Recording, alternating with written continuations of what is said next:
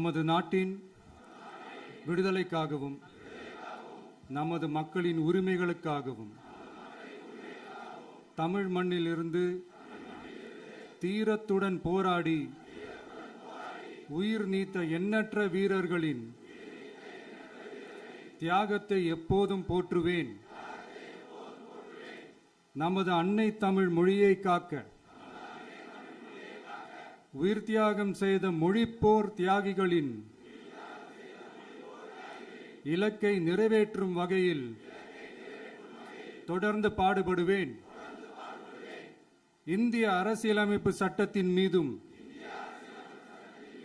இறையாண்மை மீதும் நம்பிக்கை வைத்து அனைவருடன் ஒற்றுமை, சகோதரத்துவம், மத நல்லிணக்கம், சமத்துவம் ஆகியவற்றை பேணி காக்கின்ற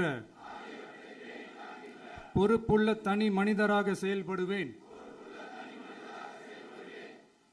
மக்களாட்சி, மதச்சார்பின்மை, சமூக நீதி பாதையில் பயணித்து என்றேன். சாதி, மதம், பாலினம், பிறந்த இடம் ஆகியவற்றில் பெயரில் உள்ள வேற்றுமைகளை களைந்து மக்களிடையே விழிப்புணர்வை ஏற்படுத்தி